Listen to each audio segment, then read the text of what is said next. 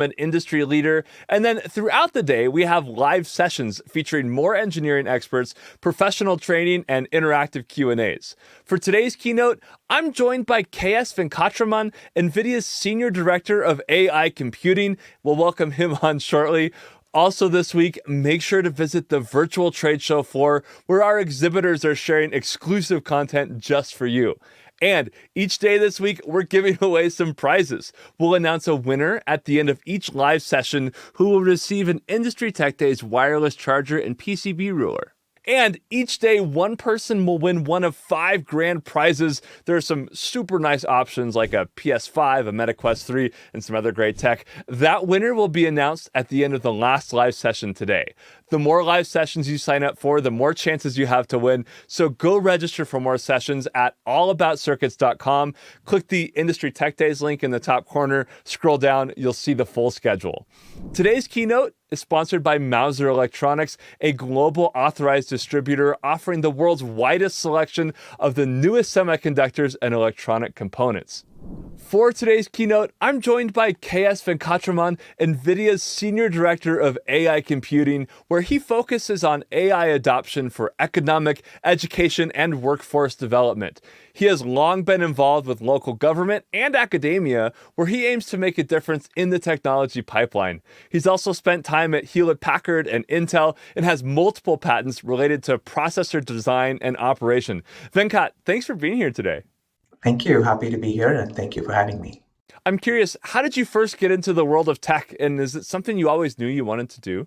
I believe so. I grew up in a very academic family. My dad was a professor of chemistry, my mom was a professor of physics, and I've had this curiosity to understand how things work. So I would take them apart, break them, try to put them back together, almost always successfully. And sometimes I figured out that the best way to learn is by building things and seeing how they fail. So I had an early start in the field of electronics and built radios and antennas as growing up as a teenager. It was very hard to acquire components because I grew up in India.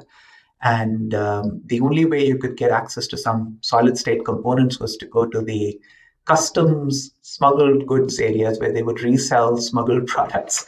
And so I remember picking up a 9 megahertz crystal filter and building a radio transmitter with it. And the component that was the hardest to find was an RF power MOSFET for the final stages of RF amplification. I found cobbled together something with a couple of transistors and put up a dipole antenna in my backyard. And I was able to make a few contacts, particularly stateside, to some people in California, and that got me completely hooked onto electronics. And I knew that's something I always wanted to study because I just was so fascinated. It still is pure magic to me, even after the internet.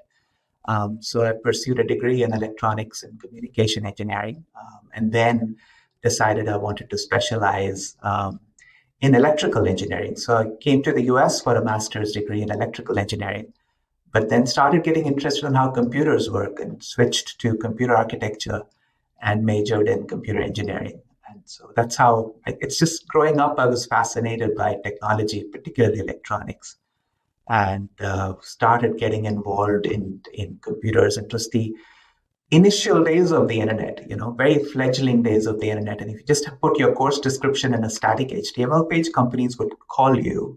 And so I had calls from Sun and Intel and Digital at that time. They were up in Boston. So interviewed with them. I liked Oregon the best because of its greenery and decided that I'd come here and work for Intel. So I never left. I love the idea of this, kind of teenage kid having to go find smuggled black market parts to assemble a radio. That's such an amazing story. Yeah, it's always, even now, I was away from radio for a really long time because, work and life get in the way. But during COVID, when we were all devoid of social activity, I decided to get back into it and built a small radio shack in my backyard. And I knew nothing about construction when I started, but just watched a whole lot of YouTube videos and put together a foundation and built a 200 square foot structure from the ground up and dug a trench from the house to the backyard and got coax and Ethernet and power and even a water line. and built up this shack. And now I have an HF radio with a wire antenna strung up an oak tree. And I'm able to talk to people all over the world with that. So it's been a lot of fun getting back into the hobby. So what's your call sign if people are listening? Oh, it's K7VKT, Kilo 7 Victor Kilo Tango. And the VKT suffix is just a short form of my name. I love that. That's awesome. Going back to your roots a little bit, you spent some time at different careers. You put your CV and your phone number up on the internet, and I think I heard you say you got a job that way. That's right. Intel found me through a static HTML page that just listed my course description during my master's program. And they called and said, we see that you've been doing computer architecture and we're a site design and we'd like to talk to you for our processor group. And so I had a phone interview with them. They decided to fly me out to Portland, to the Hillsborough area. And we had a whole day of interviews talking about computer architecture. And I didn't realize which project they were hiring me for. It turned out to be the Pentium 4 architecture team, design team, actually. It started with design and validation. And then I moved into architecture. This was the early days of x86 moving to 64 bits. So when that happened, I was involved with redoing the architecture for the page tables because memory management changed with 64 bits. So I worked on Prescott, which is the first 64-bit Pentium 4 architecture, and I was involved with a lot of post-silicon competitive analysis because if you recall, AMD had come out with their x86 64-bit architecture, and they were a little bit more power efficient than Intel was at that time. So there was a lot of push to try and extract as much power efficiency as possible. Intel just chose a deeper pipeline to push frequency, and AMD took the other approach. So I did some post-silicon bring-up, some competitive analysis work, and then I moved full-time to the architecture team at Intel, developing the architecture for the Nehalem processor. And that turned out to be the core i3, i5, i7 series that you still see today. And I was architecting a technology called hyperthreading for Intel. So this is the idea of having a physical core, but having virtual processors inside of it. So we called it simultaneous multi-threading, which the marketing name was hyperthreading. And when the architecture definition for Intel completed, I got bored again. I switched groups at Intel 8 times just because I wanted to do something different. I would find myself getting pigeonholed very fast. So after I'd exhausted different groups in the processor division, I decided to leave Intel to do a startup company. And that is how I was able to unfurl my wings, so to speak, and learn a whole lot more at the startup I went to. So you spent a little bit of time at the startup. Can you talk about briefly what you did at the startup and then how you eventually transitioned over to NVIDIA? Yeah, so the startup company, 6 of us left Intel to do this startup company, and we were building SoCs for high definition televisions. So systems on a chip for high definition televisions. And, in hindsight, what went wrong was that we were completely funded by AMD. We had corporate funding, we had no VC funding. And so we were building an x86 processor, extending the instruction set, doing some media processing to it. And it was an in-order CPU that we built from scratch. We couldn't find something that AMD had that fit the power and performance envelope we were looking for.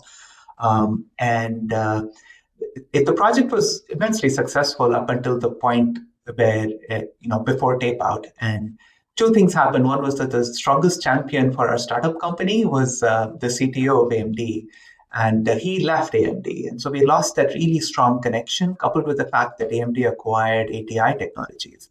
And they had a digital TV team. And so they said, we don't really need you guys anymore. And we'd grown from 6 engineers to about 80 because we were doing not only the integration around the SoC with third-party IPs, we also had an RTOS team and a large software team. So we'd grown to about 80 engineers, and then when everything folded and we didn't get our last round of funding, our CEO at the time, Randy Steck, he was looking for how to place people. And so he knew Jensen, and he said there's some good people up in Oregon. So Jensen came. He came with 20 of his staff, and they interviewed all 80 of us within a day and picked up 20. And that's when we started an NVIDIA office here in Hillsborough. So I joined NVIDIA in 2006. Well, Nvidia in the last, few years especially has had quite the meteoric rise, I would say.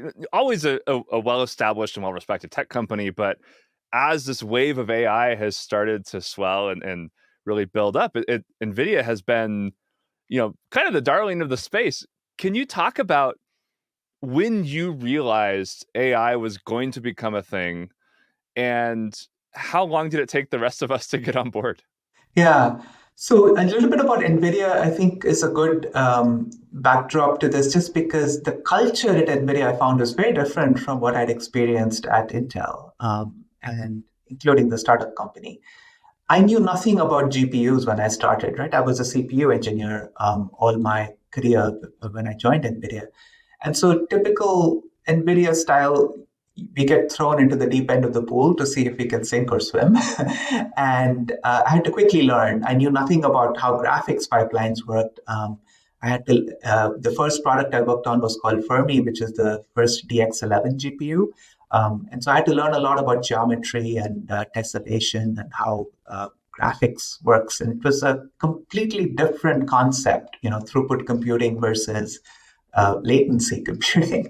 And Yeah. so that took a little bit of getting used to. But then NVIDIA decided that it wants its own CPU strategy. And because many of us had CPU experience, Jensen asked this team to go build the first ARM 64-bit CPU.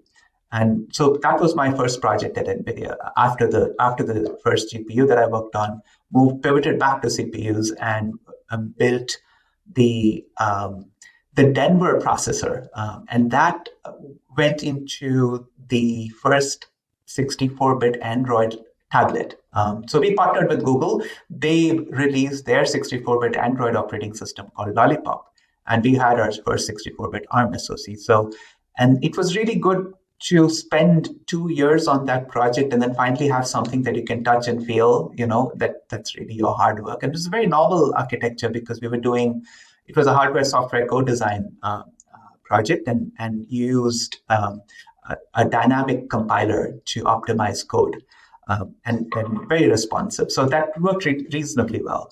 But then to your question about when did I know that AI is going to become a thing, I did not. Frankly, every 2-3 years, I have this itch to go do something else. And so after the CPU project ended, I felt like that took a lot out of me because I was spending close to 15, 16 hours a day for 6 months straight, bringing up the silicon and getting the software up. And so I, again, wanted to do something different. And I talked to a few leaders at NVIDIA, and they said that the GPU computing team is looking for some management bandwidth. So why don't you go talk to a few leaders there? So I did. I spoke to my boss, who's still my boss today. And he asked me to go work on system architecture for a GPU called Volta, and trying to connect GPUs together using NVLink, which is a high performance interconnect that we still have. So while I was working on Volta, high performance computing was the use case for multiple GPUs, scientific computing and parallel computing, solving all kinds of numeric solvers and weather forecasting and those kinds of applications. But I've always believed that once you have more computing available, then applications show up. And this is the case in point with AlexNet. I think that is really the pivotal point where computer vision became very, very good, to the point where it was far exceeding some of the OpenCV kind of algorithms, so traditional computer vision algorithms. And now, if you look at it, computers have just become superhuman in the space of vision and language. And even one of the big application areas was recommenders. And so that progression for the technology, I think, was the pivotal point to your question, was really computer vision neural networks or convolutional neural networks that help computer vision algorithms. When you're designing for like a processor that you know is going to be used for CNNs, what's different about like an AI processor versus a latency-based or a throughput-based processor? So the fundamental difference, I think, is that I think the way to appreciate this is how did GPUs become useful for AI? And the way I think about it is GPUs are inherently parallel in nature, right? Because if you think about every pixel on your screen that needs to be lit and colored, that is independent of every other pixel on that screen. And displays are getting bigger. And so you need a lot of parallel computers to do that, to render images. And so you already have this massive parallel computing capability available. And if you allow it to support multiple math formats, then that just makes it an ideal computer or ideal supercomputer to solve very complex problems. And so that is how I think researchers used GPUs and used it to adapt it to different kinds of problems, and um, that is how that growth happened. And I say two things that have really helped the AI revolution is one, the availability of large amounts of data, right? Because we're all walking around with our phones and generating data. That's just one example. But data has grown, and then the computing capability has grown. And you put these two together, and magic happens. And that is how I think the AI revolution got started. We have this growth in accelerated computing, which is far better than Moore's law. And so if you look at the scaling of how CPUs did really, really well following Moore's law. But over time, that progression has stalled. But if you look at how accelerated computing has taken off, that is just phenomenal. And so we are seeing growth that is just unimaginable, almost exponential, which is hard for us human brains to even comprehend. Yeah, I've been thinking a lot about comprehend. This is going to sound really nerdy, but I've been thinking a lot about how like my mental models work for linear versus exponential versus cubed, and it just is like I'm so bad at anything that's not linear. Yeah. Like all my guesses are complete garbage. That's right. So if you think about the scale, we've had 1,000x increase in AI computing capability in just 8 years. And so long ago, sometime in 2001, there was a Wall Street Journal article with Jensen's quote called Huang's Law, where he said that silicon chips that power AI will more than double in performance every 2 years. And this is attributed not just to the hardware, but to hardware and software. And so it's really the hardware software co-design that comes into place. And if you look at the kind of computational capability that we have with Hopper and then the leap to Blackwell that we announced recently, it's just phenomenal. And you're right, it is on an exponential curve, which we like to call the hockey stick. Yeah, the business and marketing folks love the idea of the hockey stick, don't we? That's right. And one point, sorry, just to tell you that even though the computing capability has increased so much, with the invention of transformers, which is another pivotal point, and so there is a paper by Google Brain researchers called "Attention Is All You Need," and that was the other big transformational change that happened because that was the invention of transformers. And so large language models have benefited a lot from the scale in computing capability. And so if you look at the parameter sizes for some of these models, they have been doubling every 6 months. In fact, the latest model from OpenAI, there's a GPT mixture of experts model. It's like 1.8 trillion parameters. So this requires, order of exaflops of computation power. And so the applications have kept up with the rise of accelerated computing. It's funny how we managed to find uses for the technology that we build. It's like I see that with 6G as well, as like there's not really a clear idea of why we need that full data rate. Like there's not one killer use case that just drives the technology forward. But what we've seen with other like wireless technologies is as soon as we can send video, then boom, we're watching video on our cell phones, Yeah. which was something that wasn't really in the initial parameters. where do you think we're going from a processing level? And if you had to put on your, AI weather forecasting hat, where do you think this is going in the next 5 or 10 or even like 30 to 50 years? So I'm very bullish on technology just because I feel like it can be used to solve some of our toughest problems. If I think about education or adapting to climate change, or with the energy transition or healthcare, these are some problems that I feel AI should be able to help us solve. And you asked about a long term horizon. So, in addition to solving complex problems, I think humanoid robots are going to become fairly commonplace over the next decade or two. And they can be used for physical, mental, and emotional support, which is pretty big if you think about it. I know there are some startups now that have already started doing some work in this area. Boston Dynamics is the one that comes to mind, but there's one in San Francisco, and so is Tesla. And then when I talk about education, I feel like there is a very personalized component to education that AI is going to help us with. Every student learns differently. And so that removes the burden from teachers to be able to use these tools to benefit everybody.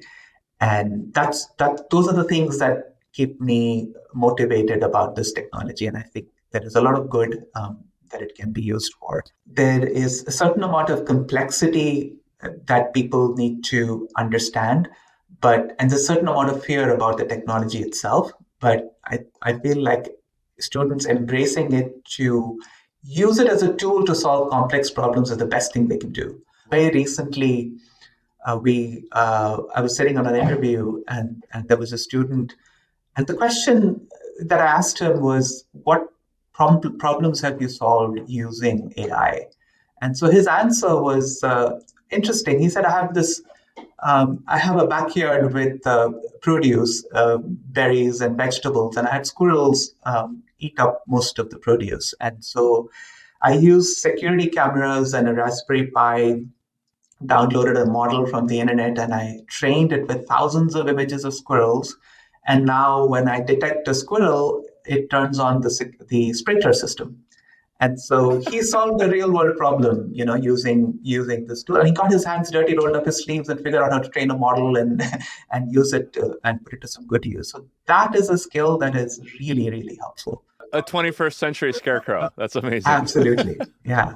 Yeah. And so this is why I keep, because I also serve on the education board, like the Workforce and Talent Development Board. I'm trying to influence the entire talent pipeline from K through 12 to community colleges to our public colleges and universities, and trying to infuse AI curriculum throughout. And I think that's incredibly important because this technology is here to stay. It's so revolutionary. In my generation, I feel incredibly lucky to have gone through the internet, the revolution, and then the mobile revolution, right? I mean, PCs were there a long time, but nobody could have predicted the number of jobs that these technological revolutions would create. When we had ATM machines, people would say, hey, all these bank tellers are going to lose their jobs. But that wasn't the case because despite ATMs, tellers started offering more services. And similarly, with the Industrial Revolution, we had tools that would take out the drudgery of the repetitive work that we had to do in the fields, and so that's increased productivity a big deal. I feel similarly about the next AI revolution, and that's really the generative AI revolution, which is just mind-boggling. It is. And I think when I put my electrical engineering hat on and think about the folks listening and watching, when it comes to like electrical engineering tools, we've interviewed some folks on the podcast that are doing startups for circuit design, schematic design, and layout. Very specialized. They require a lot of knowledge and domain experience to do this well. And here comes some AI companies that are starting to solve these problems and not necessarily replace traditional engineers, but solve some of the same problems that they're used to solving themselves. When it comes to the world of electrical engineering, where do you think AI is useful, and how should engineers start to think about how AI can help them solve their hyper technical problems? Yeah, So that's a good question. The reason, so I think it doesn't matter which field you're in, right? You should always think about how can I use a tool to improve my productivity. And so, um, if I take electrical engineering as an example, there is a lot of design tools, place and route algorithms, EDA tools that are starting to use AI. So, um, removing anything that is repetitive in nature, and it's going to make us a lot more productive. The basic coding is solved through a language model, but remembering how to think algorithmically to solve complex problems is a skill that people need to develop. And there are agentic AIs now that can, take a problem, break it down, and solve it for you with independent models. But at the same time, the human in the loop is incredibly important. And so I would just tell people who are in the industry to think about their day-to-day lives because it's very diverse. The kind of work that you do could range anywhere from a high-level design specification to architecting a piece of hardware or a piece of logic somewhere, and then writing RTL to go describe the hardware, and then doing some timing analysis on it, and then some place and route, and finally the physical design component of it. And each step of the way, you can figure out how to make that a lot more productive or how to make the tools more productive using AI. There will be off the shelf tools that are available from EDA companies, but I think at the same time, having a co pilot by your side to help you is going to be incredibly important.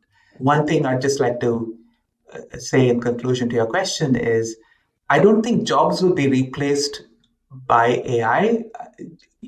Jobs will be replaced by people who know how to use the technology. So that is incredibly important. Just embrace it and use it and don't be scared of it, I guess. Fair enough. Keynotes for Industry Tech Days are sponsored by Mouser Electronics. As your design fulfillment distributor, Mouser is your authorized source for millions of components from thousands of leading brands. Come discover, design, develop. And now back to Venkat, Senior Director of AI Computing at NVIDIA. Can you walk me through like a AI tech stack? So let's say I have a problem I need to solve. Maybe there's a specific, maybe there's a chip design problem I'm trying to figure out, and or it's repetitive and I don't want to have to do it every day. How would I kind of start to finish think about the building blocks I need to solve that problem? The best way to do it is to describe your problem in human language. And so the prompt engineering aspect of this is crucial. The output of these language models are as good as what they're fed with in terms of not only what they've been trained on, the data they've been trained on, but the prompt that you use to solve it. If you have, let's say, you have some kind of a logic problem that you're working on, but you write it from scratch using Verilog and you find that there are bugs in it, and you can test it using AI. So, for example, you can say, here's my piece of code and paste a snippet in there and say, I'm worried about corner cases and what kind of test vectors should I generate? So the tool can help you do that. But you have to tell it, you have to explain to it what you're trying to do, what the outcome you expect is, and what help you need. And so it'll just be your co-pilot and generate what you want for it. And similarly, if there are timing problems that you want to understand and any kind of slack you have on your timing paths, it'll help you understand how to optimally place your devices, etc. So it's unlimited. I mean, what you can do with it is just think of it as something that knows everything. And so you can just ask it any question and it'll be able to help you. Okay. One of the things that I want to mention is, we spend a lot of time in companies training junior engineers, right? We hire them out of school, but they don't know what it's like to work. And so there's a lot of time experienced engineers spend where to find something or where to go for a resource or how to solve some of the simple tasks that junior engineers come across. And that is where a language model can really help you. Think of a chatbot, that is an experienced chatbot, something like a principal engineer. And so it can teach the junior engineers how to go about their day-to-day tasks. So that's an incredibly good use of that technology. Ramping up. Clearly, in your personal life, you're someone who likes to learn things and then apply them. For example, your Radio Shack in your backyard. And education is clearly something that's important to you. So maybe we circle back to that for a moment. How should AI be used in schools? Because you see like media will reference things like a student connecting a language model to a 3D printer plotter and writing an essay for them. Obviously, that's not the type of learning experience we want them to have with AI. What does that kind of co-pilot education experience look like, K through 12, but also in the engineering world? Yeah, so one big thing is introducing the fundamentals of AI, how to train a neural network, how to run inference on it and deploy it to solve problems. That is something I think is important for students to learn. And it's different at every stage of the talent pipeline. K through 12, I think it's more using the technology to understand concepts and for teachers to use it to provide that personalized education experience that I was talking about.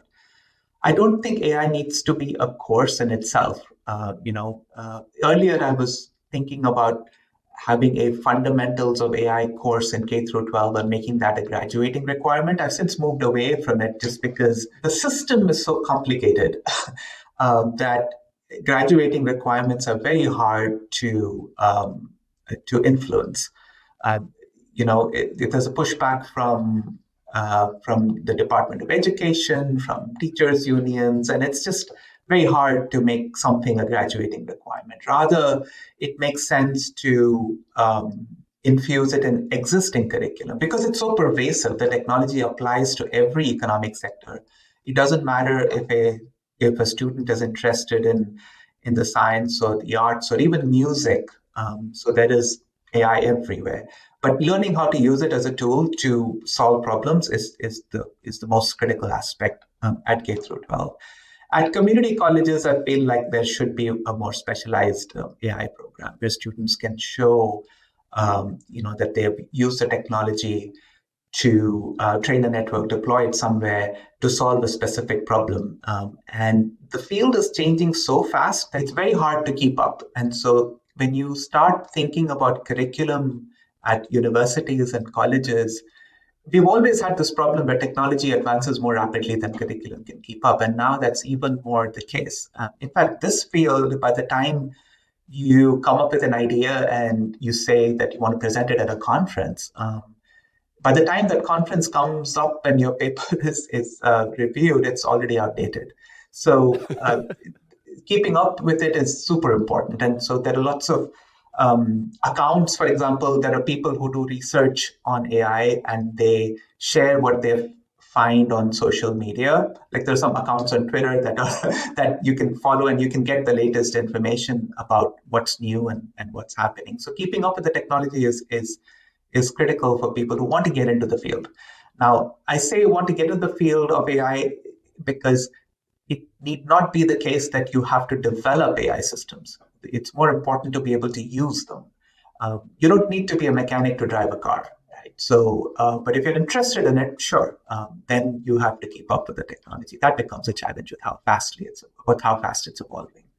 But using the technology is critical. And so K through 12, I think it's more using the technology at our colleges and universities. It's about having AI programs that teach you the fundamentals of neural networks and how to train them, use them to solve problems. You talked to me about that kid with the large language model and the 3D printer. And so coming back to education for a moment, I think it's important that our educators know what's important and how to teach it. So, and that example came to a high school teacher who insisted on handwritten homework. And so this kid hooked up a 3D printer to a large language models API to generate handwritten homework. But I'm sure that kid learned so much more from that project than anything we teach at high school. So that's why the hands-on learning is super important. Yeah, and going back to your concept of you don't have to be a mechanic to drive a car. It's still helpful to like know how to change a flat tire or Absolutely. maybe even change your oil. When it comes to the ethical use of AI and AI security, What's the current mindset for how to tackle this problem? And are there any official groups that are working on it? I think that some of the things that's in a lot of people's minds is about the technology and its safety and risks, etc.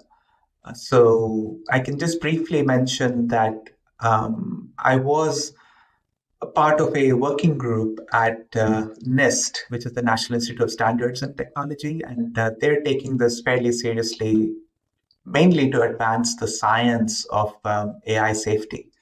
And they're developing standards and guidelines. And there's global engagement. There are over 200 companies that are part of this effort. So there is already a risk management framework that they're looking at. And so they want to understand real world impact with a lot of collaboration and coordination among companies and agencies. So I'm happy that that's happening because it's important.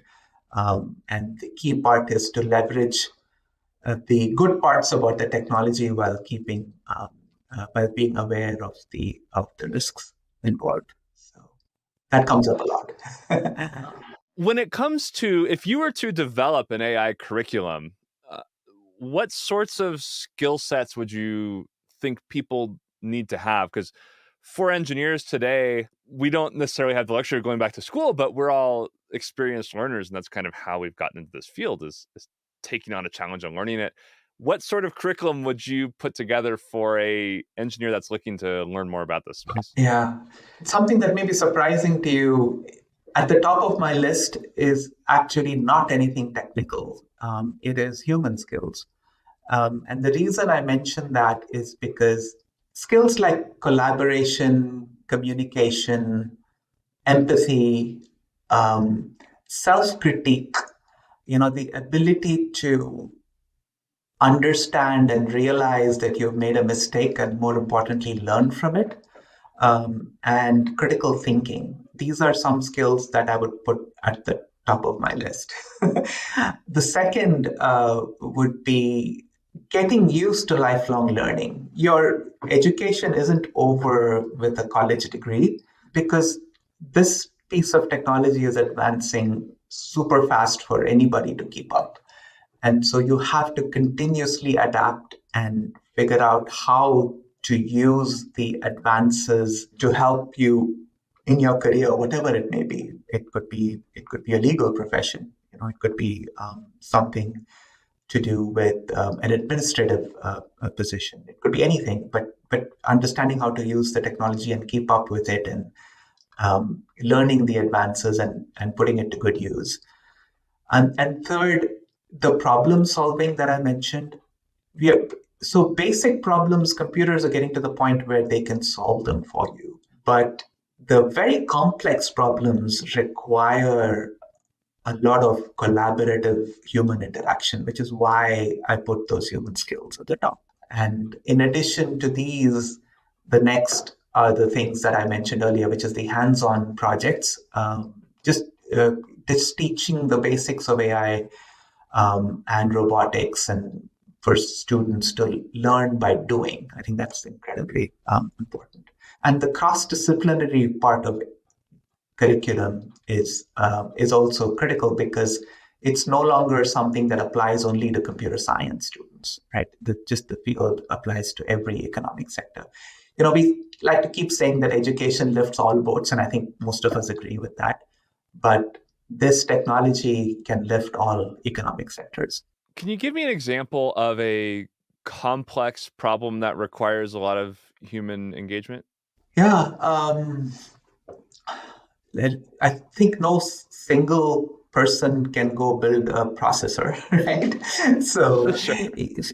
the first thing I would think of is if I reflect back on my career and how AI could have helped us is all these collaborative meetings we would have in a room trying to understand microarchitectural corner cases, right? So, we would go through manually written test plans, and it's only a few of us who would review that in isolation and trying to identify corner cases. But obviously, the bugs would all be there, and you're only as good as what corner cases you can think of, but if you had the technology to be able to go generate different kinds of text vector, not just random tests, because those can solve a certain amount of problems, but still that you have lots of escapes. And I think in the validation environment, AI can be immensely helpful, generating test plans and test vectors to do a high quality product in a short amount of time.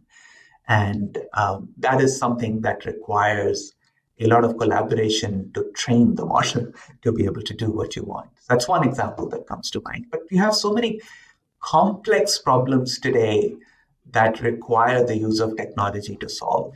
One big thing is weather prediction, and so you have traditionally how we have done this is we've used first principles physics equations and to feed in a whole bunch of vectors of current weather conditions, and these would be things like the current wind or the humidity or the pressure, and then we feed that into these partial differential equations, and that comes out with a probability ensemble. And that's the reason. But these probabilities that we generate is also dependent on the current weather conditions, and therefore the probability distribution that comes out of it, it's only valid for the next 2 weeks of it. That's why our phones, when we look at the weather on phones, we don't get accurate predictions any more than 2 weeks. And this is another area where I think AI is super helpful for two reasons. One is that it can mitigate the enormous amount of money we spend on it. Like, for example, just climate related fatalities and climate events have cost us about $150 billion over the past year. And some examples of these are the R Valley and Hurricane Ian, if you remember.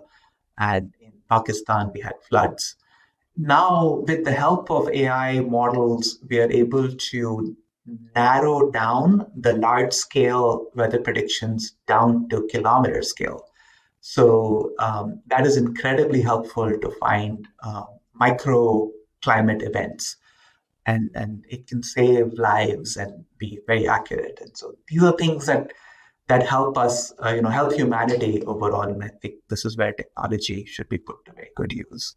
There's many other examples in the healthcare field and energy transition is incredibly important, but I think AI can be helpful. What is the individual consumer's responsibility and the corporation's responsibility from your perspective to make sure that we are ethically sourcing our training data and ethically inferencing these models Yeah. in a way that's safe and Yeah, ethical? so the ethical use and fairness comes down to being transparent about the data that's being used to train the models, and then what are the models actually being used for. And so there's smaller and more efficient models, some open source models that are coming into play. And from a government, so corporations can be transparent about the models they're using and what data was used to train them. And from a government's perspective, as they come up with regulations, just developing some standards and guidelines that make sense from a risk management and governance point of view. But governments can't do it alone. There needs to be a lot of collaboration and coordination with different companies, which is why I think NIST is the right place, like you pointed out, to do it, because there's a consortium of over 200 companies providing inputs, and they seem to have come up with a good first step in terms of working groups and task forces to address the need. So governments have their own role to play, but at the end of the day, I think there's a public-private partnership that needs to be involved to make some common sense rules and regulations. And there are already existing rules that can be enforced and leveraged to regulate AI, and then add others where it makes sense. In the US, regulations have been a mix of federal and state and local efforts. But in the EU, they've been a little bit more proactive with the AI Act. And so I think these will happen. It's important for there to be regulations. But at the same time, there needs to be an understanding of the benefits and the trade-offs. As individuals, I think the best we can do is to keep an open mind, have an independent, critical thinking mind, and see if the information makes sense and evaluate it for what it's worth. But take the good parts of it. And when you think about like the automotive industry, there's already that corporate and government partnership to make, roads safer, vehicles safer. Mhm. And there's collaboration on developing like, seatbelt standards and that Yep. sort of thing. Yep, absolutely. You're right. One other issue with which comes up often that we haven't talked about is the energy use, right? Because data centers are consuming more and more power, and accelerated computing helps because it's the most important, most efficient form of computing there is. But at the same time, I think AI can be used for optimizing um, the energy grid or the power grid, like the power plant operations, fuel costs, and then sourcing the power at the right time, the mode of power, whether it's a renewable power source or something like that, and making the grid a lot more resilient. And I also feel like the energy demand is going to continue to grow in the future, and investing in alternate sources of energy that are carbon neutral, for example, small modular reactors, nuclear reactors, are incredibly important, particularly thorium fueled ones, because thorium is a very abundant fuel. And if you're able to leverage the technology that we had developed in the 60s from Oak Ridge National Labs, they had these molten salt thorium based reactors. And that research never really made it into reality. But other countries are progressing with it. For example, China and Russia. They have assembly line manufacturing of these small modular reactors that can fit in a shipping container and they can transport it to where energy is needed. And that kind of technology is what the US needs. And so there's a lot of policy changes that need to be implemented to be able to make this technology a reality. But we absolutely need more energy. I look forward to the nuclear fusion keynote or podcast. That will be a fun one for me. Okay, cool. And We are just about out of time. We like to do a lightning round at the end of these, so a couple quick questions, quick answers. If you had a magic wand and you could solve any AI problem or roadblock, what would you use that magic wand on? I think the biggest problem is the talent development pipeline. If we could infuse AI curriculum everywhere in the talent pipeline, then I think uh, the quality of students would be far better, and I think it'll serve our students better, student community better, if we could seriously think about how to do the infusion. What is the strangest use of AI that you've seen? Maybe the most surprising that's come across your desk? The strangest was when Stable Diffusion came out. I thought, going text to video, it was just mind-boggling. And the kinds Yeah. of videos you could generate, and it's very hard to distinguish what's real from what's AI generated till, all the lawsuits started happening, and then the watermarking technique came aboard. But to me, that text to video was just mind-blowing. Yeah. Because we had the shift from discriminative AI, right, to generative AI. And so discriminative AI just said that I have things, I can recognize them, and I can tell you what they are. But then to go the other direction with these multimodal models has been a big shift. Yeah, I didn't see that coming so fast. And I think of Will Smith eating spaghetti, as as a nice benchmark for that. Well, thank you so much for your time. This has been really interesting and exciting for me. thank you, Daniel. All the best, and I hope this was useful. That was S Venkatraman, Senior Director of AI Computing at NVIDIA. And thank you to Mouser Electronics for sponsoring these keynotes. We have a whole lineup of live sessions happening for the rest of the day, so go check those out on the Industry Tech Days page, and also make sure to check out the virtual trade show floor. I'm Daniel Bogdanoff, and I'll see you right back here tomorrow for our next keynote.